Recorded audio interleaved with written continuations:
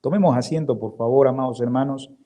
Estamos en la carta de Efesios, capítulo 3, y nosotros el día de ayer aprendimos cosas que puede ser que no nos debemos olvidar. Recordémonos que el Señor, a través de Pablo, les recuerda que ellos eran como una familia y que Él es nuestro Padre Celestial, el que envió a su Hijo, el Señor Jesús.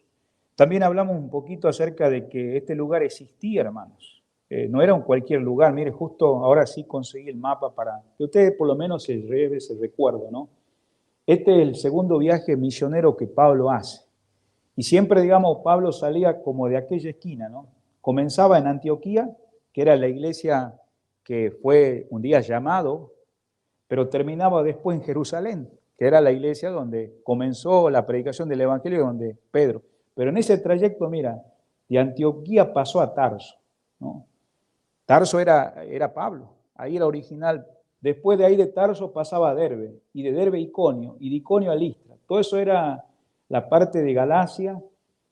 Después de ahí seguía Antioquía, después Troas. Mire, se da cuenta que hay dos Antioquías.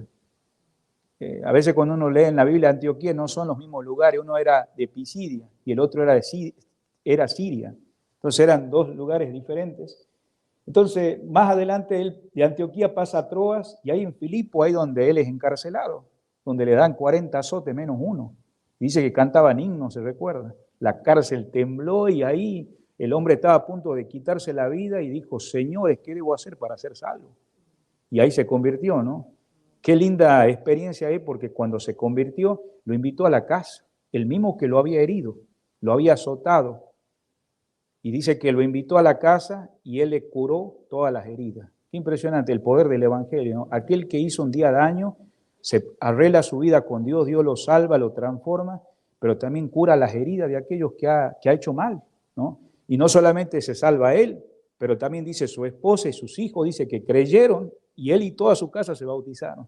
No pasó muchos días, ahí encontró a Lidia de Tiatira y sigue el viaje de ahí, de Filipo, pasa a Tesalónica.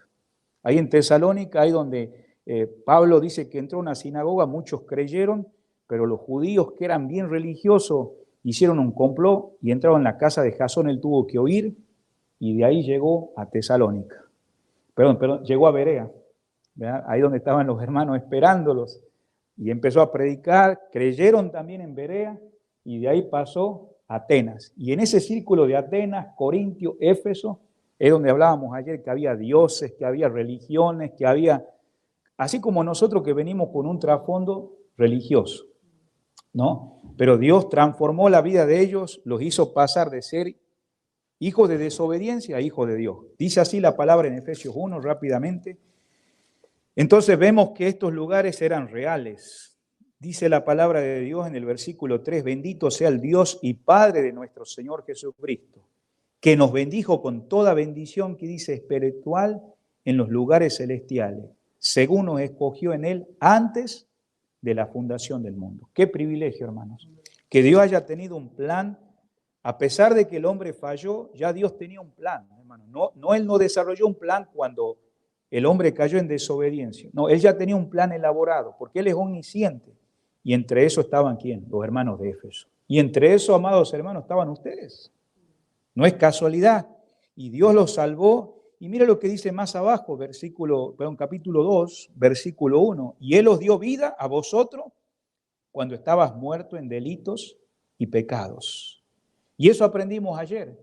Ahora, en vez de ser hijos de desobediencia, ahora son ¿qué?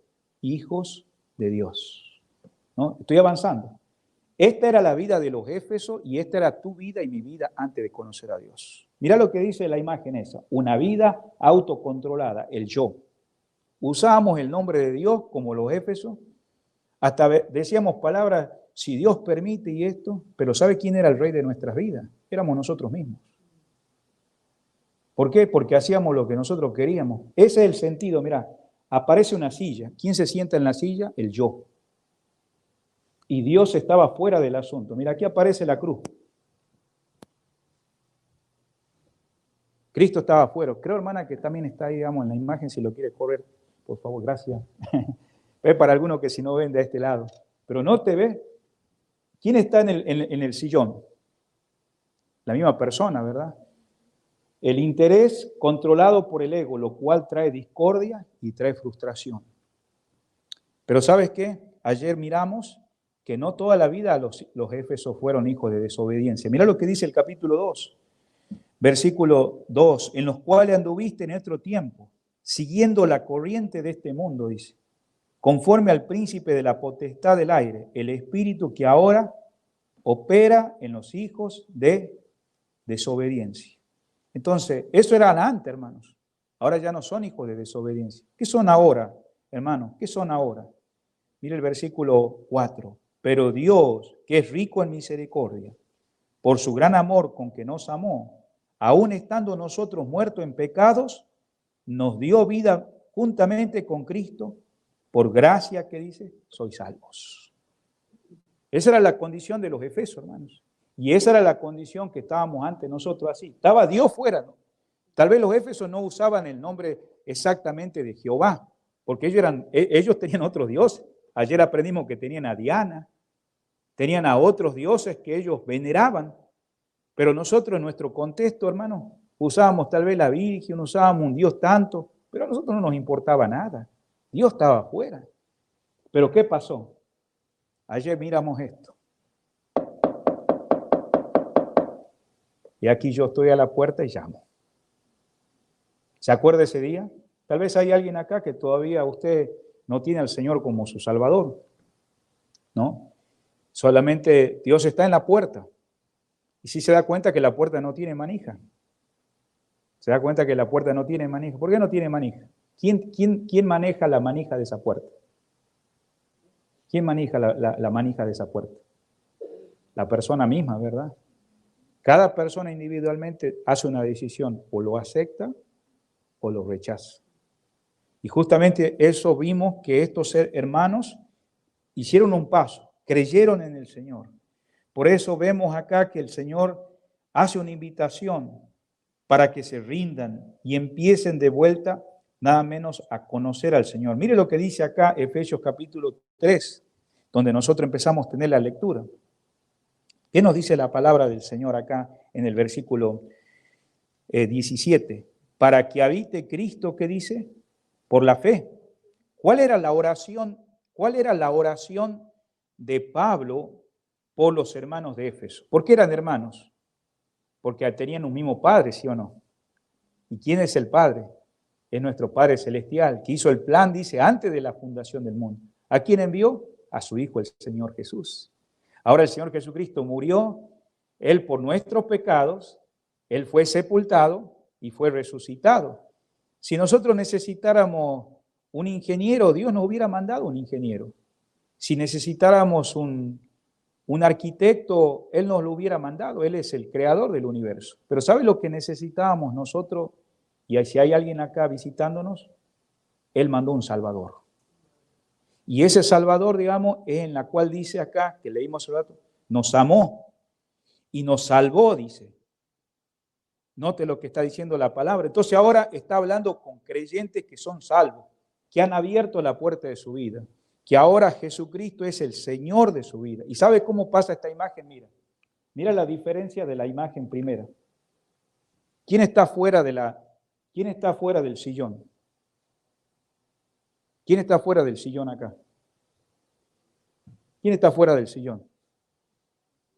Es Cristo, ¿verdad? Cristo está fuera del sillón.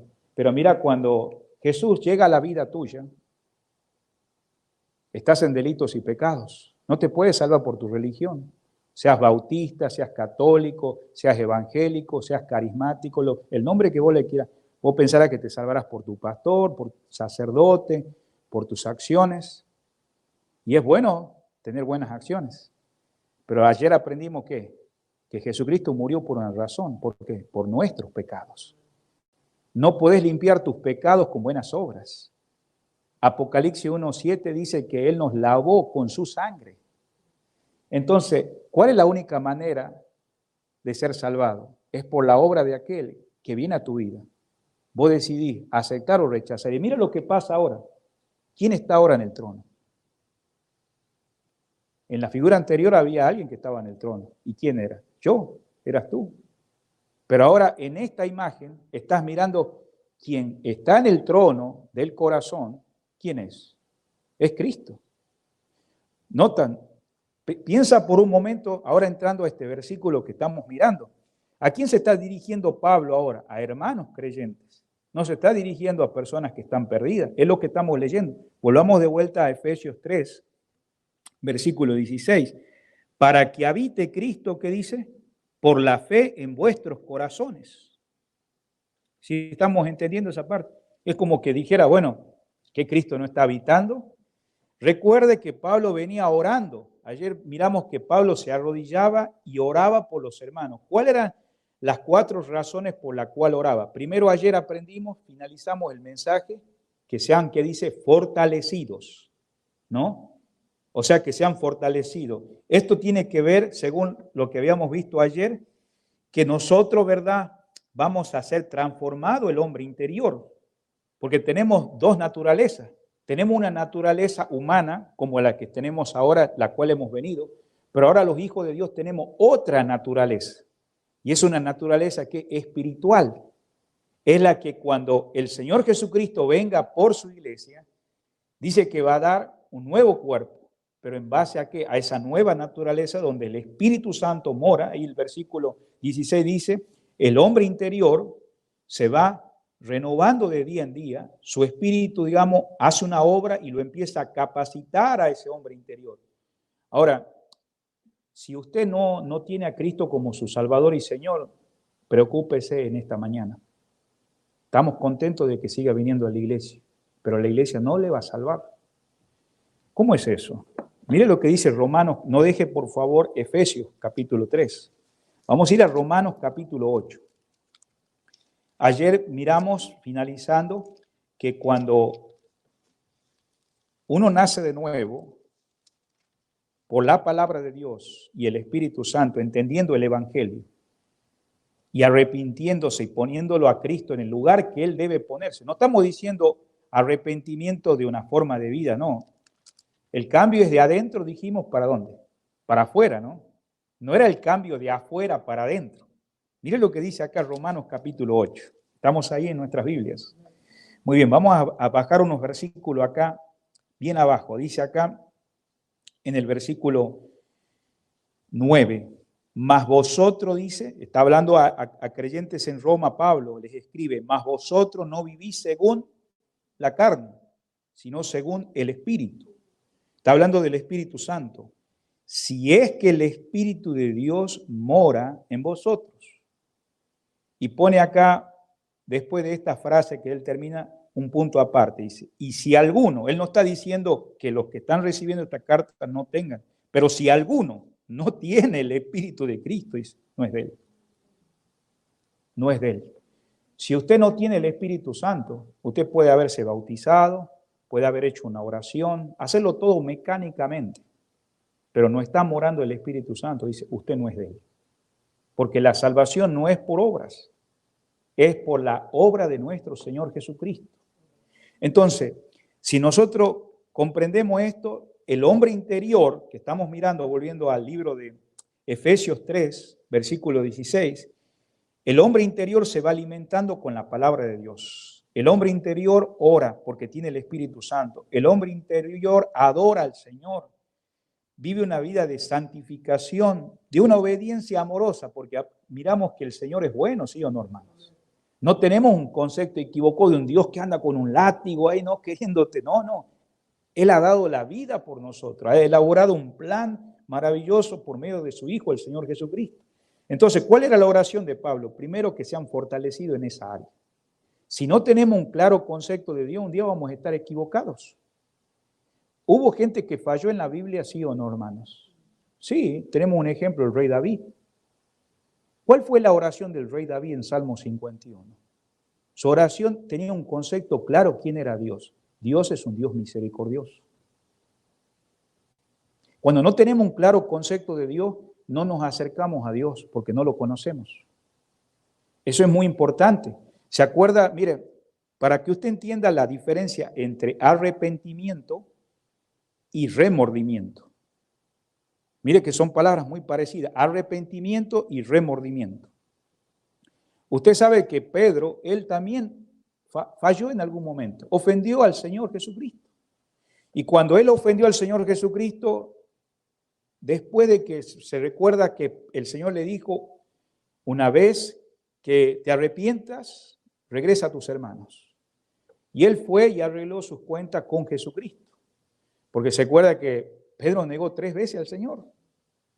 Pero eso no fue la única ofensa, hubo más, pero estamos hablando de cosas que están en la palabra de Dios. Ahora, Judas, que fue uno de los 12, también él ofendió a Jesús. ¿Y cuál fue la ofensa de Judas? Bueno, primeramente, que un día el Señor tocó la puerta de su corazón, ¿no? Como estamos mirando. Perdóname, ya me adelanté. Pero ¿sabe qué? Él no quiso tener una relación, sino una religión. Mire que él manejaba dinero, él trabajaba entre los discípulos, conocía el huerto donde Jesús oraba. Y él tenía actividades, todo. Pero él solamente, Jesús era un maestro más. No era su Señor y Salvador. Entonces, cuando llegó el momento, digamos, en la cual Jesús, ¿verdad?, vino a la vida de él no lo quiso abrir la puerta de su vida. En otras palabras, ¿sabe cómo fue Jesús para Judas? Fue como un huésped. En la hora anterior, estuve acá con el grupo de varones, no aquí, pero allá, y le di un ejemplo. Nosotros el viernes llegamos a la casa de la familia Ramos y nos trataron muy bien, nos sentimos agasajados, hermano, contentos, ¿no? Bueno, espero que entiendan bien la palabra esa, porque a veces algunos me han dicho que tiene otro sentido, pero eso significa que nos sentimos bien tratados. Nos dijeron, hermanos, tomen asiento en el living room. No pasó 2 horas, hermanos, vengan acá, quieren que comamos algo. Era otro lugar de la casa, ¿no? Y no pasó mucho tiempo. Dice, mire, acá hay una habitación arriba, ustedes pueden descansar y si necesitan el baño, aquí está. ¿Nosotros qué somos? Huéspedes, ¿sí o no? Pero ellos como dueños de casa tienen acceso a toda la casa, hasta los lugares más secretos. ¿Es correcto o no? Porque es dueño de la casa. Mi pregunta es en esta mediodía, ¿Judas le habrá dado acceso a Jesús a todas las áreas de su vida? Porque si Jesucristo es Salvador y Señor, Él tiene acceso a todas las áreas de su vida. ¿Qué pasó con Judas? Judas, digamos, fue uno que ofendió a Dios como todos ofendemos con el pecado. Todos hemos ofendido a Dios porque somos pecadores.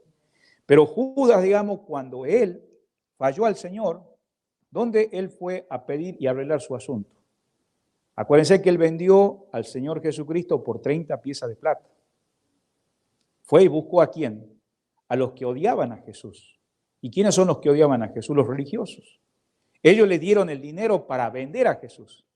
Pero Judas no ofendió a los religiosos. ¿A quién ofendió? A Dios. ¿Sabe dónde fue Judas? Él fue al lugar equivocado y al lugar equivocado. Fue al lugar donde estaban los religiosos, fue a la gente equivocada y quiso arreglar cuenta con ellos. ¿Y sabe lo que hicieron los religiosos? Allá tú y tiraron las monedas.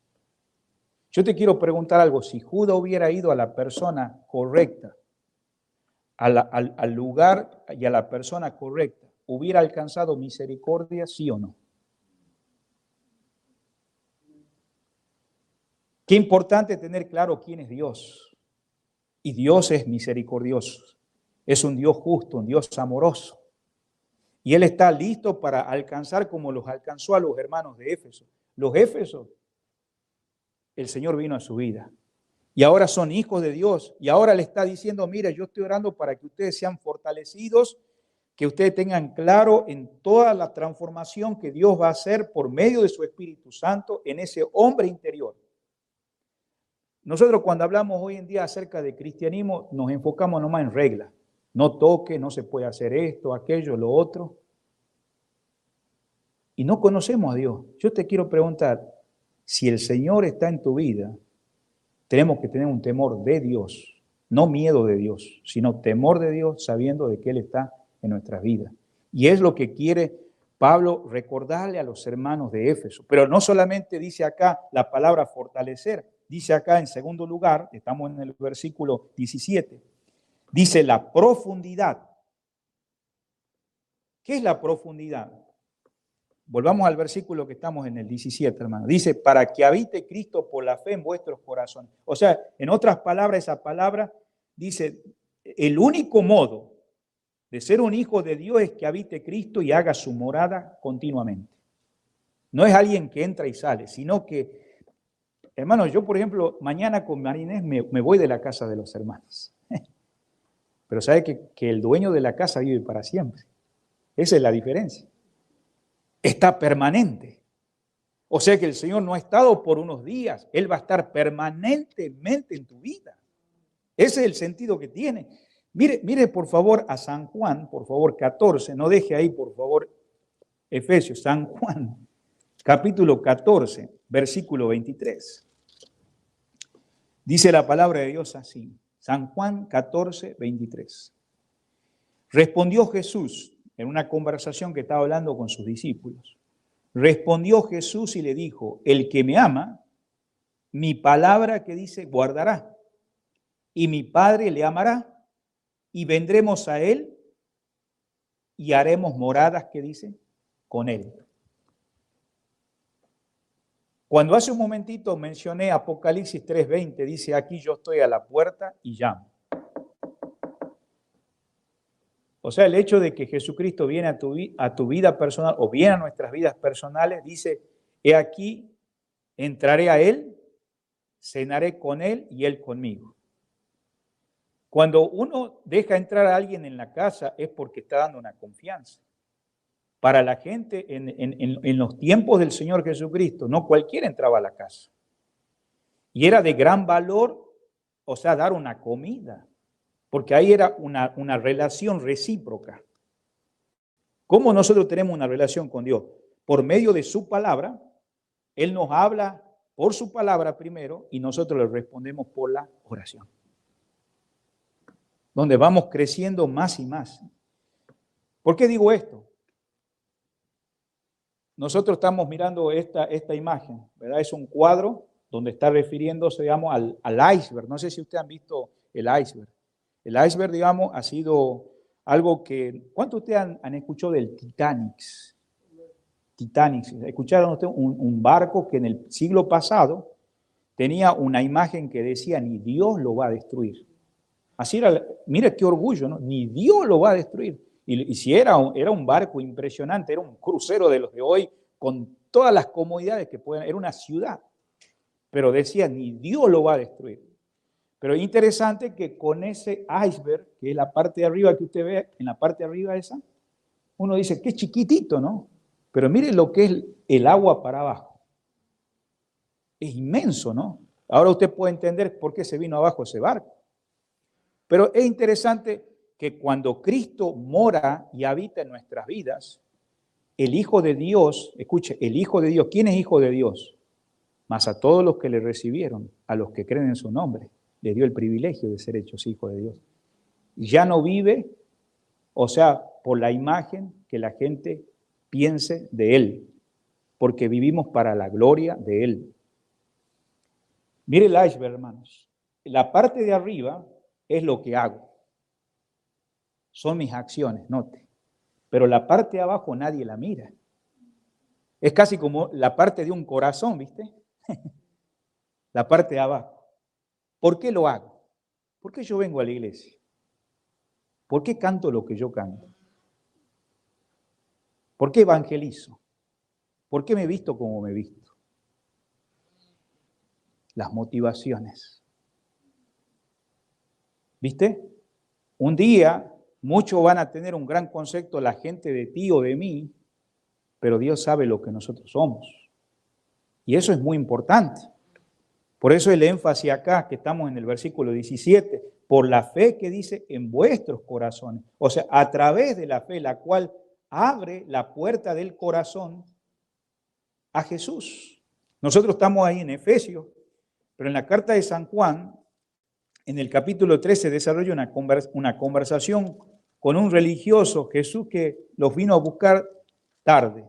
¿Cómo será que algunos han dicho, bueno, Nicodemo vino a esa hora para que nadie lo descubriera, no, es que el Señor era un hombre muy ocupado, es Dios, viajando por todos lados, y era el único momento más tranquilo para conversar. Y mira lo que dice acá en San Juan capítulo 3, versículo 20, porque todo aquel que hace lo malo aborrece la luz y no viene a la luz para que sus obras no sean, ¿qué dice?, reprendidas.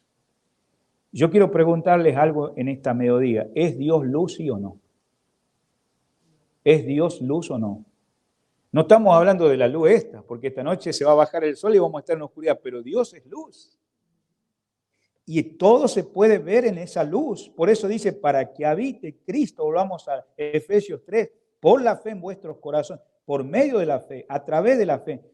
El verbo acá cuando dice por la fe en vuestros corazones, significa establecer una residencia. Denota una morada permanente, que Él es el amo, que Él es el dueño absoluto.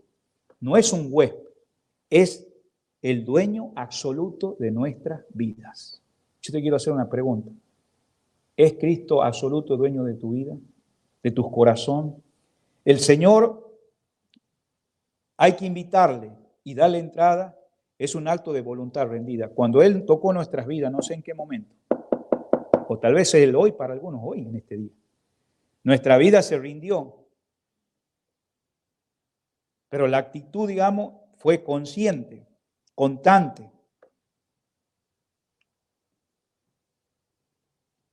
Esta expresión me gusta por el iceberg que aparece ahí. Si el hombre hace lo correcto, motivado por razones equivocadas, muy pronto comenzará a hacer lo incorrecto. Volvamos a digerir eso. Si el hombre hace lo correcto, ¿qué es hacer lo correcto? Venir a la iglesia, orar, ofrendar, evangelizar, ser un buen trabajador, ser un buen esposo, ser fiel a la esposa, ser una buena madre. ¿Son cosas buenas o no? Si el hombre hace lo correcto, motivado por razones equivocadas, ¿cuál puede ser la razón equivocada? Eso es lo que no se puede ver en la parte de abajo, tus motivos. Pero si Cristo está morando en tu vida, todo lo que vamos a hacer va a ser para la gloria de Dios, porque Él es dueño absoluto de nuestras vidas.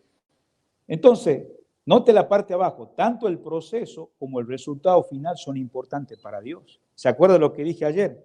Aquí comienza tu vida, aquí termina, pero a Dios le importa el medio, el proceso. Es aquí donde vienen las pruebas. Y vamos a ser sinceros, hay personas que a veces han sido deshonestas. Hay gente que ha llegado al éxito. Mira, tengo una buena familia, tengo buenos autos, mira, me fue bien materialmente. Pero usted no sabe, acá en el medio estafó, robó, fue un engañador. Engañarás a los hombres, pero a Dios jamás. El Hijo de Dios sabe que Cristo mora en nuestras vidas personales. Por eso acá estamos claramente en el versículo que estamos arraigados, dice. Nota que la expresión en el 17 dice acá, no solamente que Cristo esté en vuestros corazones. ¿Cuál es la finalidad? Dice, arraigados. Esta palabra significa estar fundados. Mire por favor el versículo 19. ¿Cuál es el objetivo de estar arraigado? De conocer el amor de Cristo. No, pero hermano, yo conozco el amor de Cristo. ¿Qué no ve que cuando alguien me pregunta si soy salvo, Romanos 5:8 más Dios muestra su amor? Ese fue el comienzo, hermanos. La vida cristiana es profundizar realmente el amor de Dios para con nosotros, hermanos. Por eso vemos acá la palabra, y de conocer el amor de Cristo, que excede todo conocimiento. Por eso esta palabra arraigado es para que lleguemos a comprender, hermanos. Esta palabra arraigar es como, vamos a pensar un momentito, ¿cuántos de ustedes han puesto una semilla en la tierra? Y ustedes esperan que esa semilla después vaya formando con el tiempo raíces, hasta que se forma una planta. O sea, si no, esa semilla no formara raíces y profundidad, no va a salir esa planta. Ustedes saben, el sembrador dice que salió a sembrar y había 4 lugares que la semilla cayó. Una cayó en buena tierra, en buen terreno. Ustedes viven acá en una zona donde la gente trabaja mucho en los cultivos y se ven lindas las plantas. Pero dice que hay otra semilla que el sembrador salió a sembrar y cayó entre espinos. Y siguió sembrando el sembrador, y otra parte cayó entre piedras. Y por último siguió sembrando y sembrando y sembrando semilla, y esa semilla cayó a la orilla del camino. Y las aves que andaban del cielo vinieron a comer. ¿Qué sentido tiene la semilla ahí? La semilla es el evangelio. ¿Quién es el sembrador? Es la persona que lleva el evangelio. ¿Qué es la tierra? El corazón. Es el corazón. O sea que, en otras palabras, Dios sí le interesa la profundidad. Porque si no forma raíz, no va a haber crecimiento.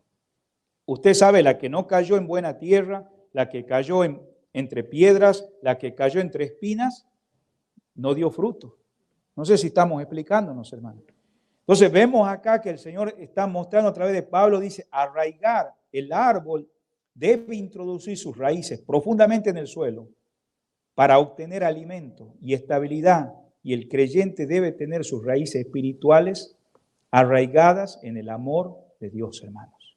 ¿Cómo estás arraigado en el amor de Dios, hermanos? ¿Estás creciendo? Arraigado, hermano, es la figura de un árbol, pero no solamente dice la palabra arraigado, note al lado. En el versículo 17 dice cimentados. Note la palabra cimentados. ¿Qué significa la palabra cimentado? Significa fundados. Que nosotros estamos en un fundamento bien apoyado. Está tomando el asunto de un edificio. Hermano, mire, toda esta construcción no sería nada si no hubiera un buen fundamento. No tiene valor las paredes, no tiene valor el techo si no tuviera un buen fundamento. Esto se viene abajo.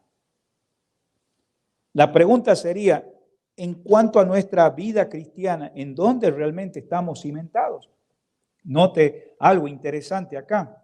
Mire, Colosenses, ahí los libros siguientes, ahí hablando de este fundamento. Colosenses 1:23, unos libros más adelante. Se lo voy a leer, dice la palabra de Dios así, Colosenses 1:23. Si en verdad permanecéis fundados y firmes en la fe y sin mover de la esperanza del evangelio que habéis oído, el cual se predica en toda la creación, que está debajo del cielo, del cual yo, Pablo, fui hecho, ¿qué dice? Ministro, hermanos. En otras palabras, ese edificio van a venir tormentas, pero ¿sabe qué? Toda esa tormenta va a revelar la fuerza de las raíces. ¿Sí me explico, hermanos? Van a haber tormentas, hermanos. Jesús compartió la historia, ¿se acuerdan? En Mateo 7:24, de esa casa construida a la orilla del mar. No vamos a leer el pasaje, pero ¿qué es lo que permaneció de una de esas casas? Que tormentas vinieran y permaneciera esa casa sin destruir. ¿Qué era la clave, hermanos? El fundamento. Qué importante el fundamento. Por eso Pablo oró para que los creyentes tuvieran una experiencia más profunda en Cristo. Yo te quiero preguntar, ¿cuándo fue la última experiencia que tú tuviste profunda en el Señor? No estoy diciendo cuántos años tienen en la vida cristiana. Puede ser que algunos tienen meses acá, pero tal vez hay algunos que ya tienen décadas.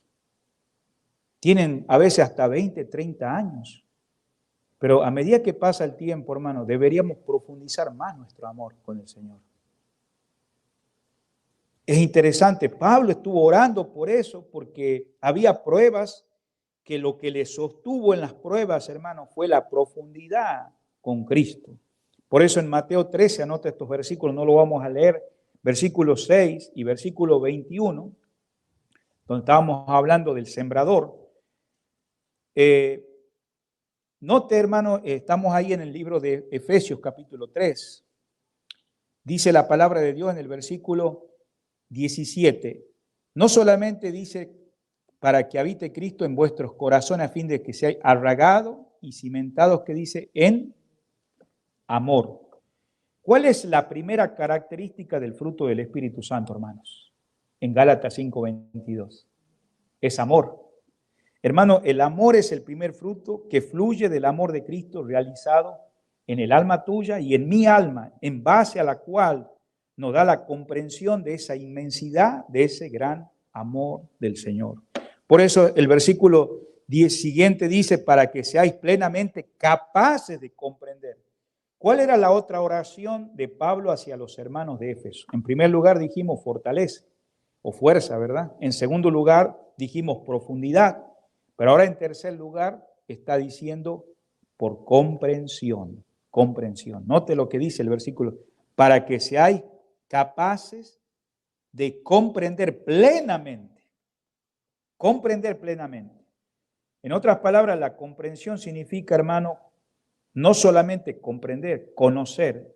Y esto viene, hermano, de cuánto tiempo tú y yo pasamos en las Escrituras, la palabra del Señor. Me gusta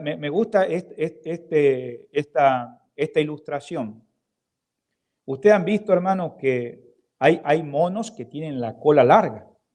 Entonces, si lo empujan y está en un árbol, aunque ese mono puede caerse del árbol, aún la cola le ayuda agarrándose y queda firme. Bueno, es interesante el sentido que Pablo quiere dar acá en este versículo 18, porque dice acá que seáis plenamente capaces, perdón, estoy en el versículo, sí, seáis completamente capaces de comprender. O sea, en otras palabras, hermanos, nuestra palabra comprender lleva la idea de asir mentalmente, lo estamos escuchando, pero también sugiere de agarrarse, de sostenerse en la palabra del Señor cuando vienen esas circunstancias. ¿Y cuáles son esas áreas que debemos asirnos según el versículo que estamos mirando? En primer lugar, dice acá la anchura. Note el versículo. Después, la longitud, la profundidad y la altura. Son 4 cosas importantes que él anima a los hermanos, pero dice, él ora que comprender significa la anchura, la longitud, la profundidad y la altura. Mire conmigo a Efesios 4:10. No deje ahí, por favor, en el mismo libro. Efesios 4:10. La palabra de Dios dice así, y el que descendió es el mismo que también subió por encima de todos los cielos para llenar lo que dice todo, hermanos. La única manera que es posible comprender ese amor del Señor es recibiéndolo. Si tú no lo recibes, no vas a entender. Solo es posible recibir a Cristo para andar en Cristo. Andar aquí tiene el sentido de estilo de vida. El amor de Dios se expresa absolutamente en el andar de Jesús. Interesante eso, hermanos. O sea, antes, ¿cómo estaban los efesios, hermanos? Muertos en delitos y pecados. ¿Un muerto puede andar? No. Lo pueden llevar todo eso, pero no puede andar. Pero ahora tenemos una vida nueva en Jesucristo. Y en esa vida nueva es un andar, pero ahora mismo, hermanos, ustedes están cumpliendo un año. Pero a medida que pasen los años, en tu vida cristiana, vas a tener que profundizar la anchura, la profundidad y estos 4 puntos que Pablo recuerda a los hermanos para llegar a tener, que dice, la plenitud según el versículo 19. Es la capacidad de cómo vamos a corresponder. Por eso la plenitud. ¿Qué es la anchura, hermanos? La anchura es el amor de Cristo. Es el amor del Señor, hermanos. Es lo que está enfatizando acá el escritor a nosotros en esta tarde. Esa profundidad, pero no solamente dice profundidad, también habla de altura. Mire conmigo al capítulo 4, en el mismo de la carta a los Efesios, versículo 8. Efesios 4:8, dice la palabra, por lo cual dice, subiendo en lo alto, llevó cautiva la cautividad y dio dones, que dice, a los hombres. No solamente fue su amor, hermano, hacia la profundidad, sino hacia la altura, pero también, hermanos, nos habla de la anchura. Esto habla de aquel misterio libre en Cristo, hermanos, cómo fuimos salvados. Porque, hermano, es un privilegio hoy ser parte del cuerpo de Cristo. ¿Quién eran los efesios, hermano? ¿Eran judíos? No, eran gentiles como nosotros. Mire el capítulo 2, para que usted se dé cuenta el amor tan grande del Señor, hermanos. En el versículo 12, estamos en Efesios 2:12, dice, en aquel tiempo estaba sin Cristo, alejado de la ciudadanía, que dice, de Israel, y ajeno a los pactos de la promesa, sin esperanza, sin Dios en el mundo. Versículo 13. Pero ahora en Cristo Jesús, vosotros, que en otro tiempo estabais lejos, habéis sido hechos cercanos por la sangre de Cristo. Porque Él es nuestra paz y de ambos pueblos hizo uno, derribando la pared intermedia de separación, aboliendo en su carne las enemistades, la ley de los mandamientos expresado en ordenanza, para crear en sí mismo de uno, dos, un solo y nuevo hombre, haciendo la paz y mediante la cruz reconciliar con Dios a ambos en un solo cuerpo, matando en ella las enemistades, hermanos. Qué profundidad, hermanos, qué anchura. Si pudiéramos decir con cuál nos quedaríamos en esta mañana para finalizar. Hermano, es inmenso el misterio de la salvación en Cristo Jesús. Tal vez usted dice, bueno, yo ya sé, ya soy salvo. Está profundizándose, está mirando esa anchura. Qué esencial es esto, hermano, en nuestras vidas. Pablo no se habría dirigido a ellos como santos, porque, hermano, eran santos los efesios, eran hijos de Dios. Pero Pablo ora por una experiencia más profunda entre Cristo y su pueblo. Él anhela que Cristo se establezca y se siente como en casa en sus corazones. Eso es lo que acabamos de aprender, ¿sí o no, hermanos? No es una relación superficial, sino un compañerismo que se profundiza cada día más y más. O sea, en otras palabras, como termina la última parte, establecerse y sentirse como en casa. Así está Jesucristo en tu vida, hermanos. De profundizar la anchura, la longitud, la altura, la profundidad del amor que excede todo conocimiento. Mire el versículo 19, estamos finalizando. Dice la palabra, y de conocer el amor de Cristo que excede, es decir, que sobrepuja, que excede todo conocimiento. Qué ánimo, hermanos, que nos da para que seáis llenos de toda la plenitud. Nosotros estamos en ese proceso en este mediodía, hermanos. Es una tragedia, hermanos, que haya creyentes que piensen que su propia vida personal es que ya hayan llegado a ese límite. Hermanos, yo no soy mejor por los años que tenga. Todavía necesitamos seguir creciendo en ese conocimiento, de esa plenitud, como está diciendo, para que seáis llenos de toda la plenitud. Pablo nos está diciendo que la medida es que no nos debemos jactar con otros, sino nada menos compararnos con el Señor, de llegar a entender esa plenitud. Si ustedes, hermanos, yo escuchaba los testimonios, vivir en unidad, usted no puede hacer la unidad. Ya la unidad está hecha por el Señor, por su Espíritu Santo. Lo que nos manda el Señor es, como dice acá Efesios capítulo 4, que fuimos llamados, capítulo 4, versículo 1 y versículo 2, con toda solicitud, humildad, soportando con paciencia los unos a los otros, solícito en guardar, ¿qué dice? La unidad. Nuestra responsabilidad es guardarla, hermanos. Ya el Espíritu de Dios, el Señor lo hizo. Y si nosotros llegamos a esa plenitud completa, hermanos, vamos a tener armonía, vamos a tener diversidad en la iglesia. No todos somos iguales, pero podemos sobrellevarnos. Por eso el versículo 21 dice, a Él sea la gloria. Mire, hermano, en otras palabras, decía el hermano Wisber, ¿es posible comprender algo sin realmente hacer lo propio? Volvamos a la palabra. En otras palabras, ¿es posible comprender algo sin realmente hacer lo propio? La preocupación de Pablo es que nos aferremos de la vasta extensión del amor de Dios. Quiere que vivamos en las 4 dimensiones. ¿Cuáles son las 4 dimensiones? La longitud, la anchura, la altura, la profundidad, que excede todo conocimiento del amor del Señor. Hermanos, si nosotros llegáramos a esa, hermanos, a veces uno dice, ¿por qué se van otros a las misiones? ¿Por qué estos hermanos dejan carrera? Hermanos, no necesita usted dejar su carrera, usted sigue, pero póngalo al Señor como centro principal de su vida y usted va a ser un canal de bendición donde esté trabajando acá en el pueblo, donde sea, hermanos. Va a ser un testimonio para la gloria de Dios, hermanos.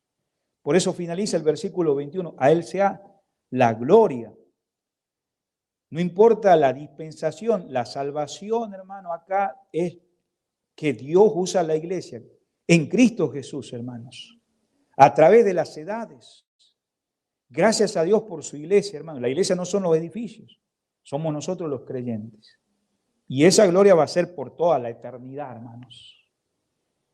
John Stott, un hermano inglés que ya está con el Señor, él decía esto. ¿Cómo puede suceder esto? Puede hacer, porque Dios, hermano, escucha cuando usted le está dando la gloria a Dios. Porque puede hacer, obrar porque no está dormido, ni inactivo ni muerto. Dios no está así, hermanos. Él está acá en medio de nosotros, está en nuestras vidas. Segundo, puede hacer lo que le pedimos porque escucha y nos contesta. No en el tiempo nuestro, pero en el tiempo de Él, conforme a su voluntad. Tercero, puede hacer lo que le pedimos y pensamos porque lee nuestros pensamientos. Él es omnisciente y alguna vez imaginamos cosas que no nos atrevemos y por lo tanto no las pedimos. Puede hacer todo lo que pedimos, pensamos, porque Él sabe todo y tiene capacidad para hacerlo todo. Puede hacer más que todo lo que pedimos, pensamos, porque sus expectativas son más altas que las nuestras. Puede hacer mucho más o más abundante que lo que pedimos, pensamos, porque es un Dios de gran abundancia, hermanos. Ese es el Dios, hermano, que le debemos dar la gloria y la honra, hermanos. Y si no le conoces, ¿verdad? Yo te quiero animar, si tú no eres creyente, y dejas para mañana la salvación con la cual Cristo te está invitando. Mañana es el día cuando trabajarán los ociosos. Y los necios se arrepentirán. Mañana es el hoy de Satanás. No le importa cuán buenas resoluciones adoptéis, siempre que sean para mañana. A la gente inconversa Dios le dice, hoy es el día de salvación, hoy es el día aceptable. ¿Sabe lo que le dice Dios al pueblo de Dios? Si oyeres hoy su voz, no endurezcas tu corazón. Que Dios nos ayude, ¿verdad?, como iglesia, a hacer de la gloria y la honra, pero no es solamente por decirlo.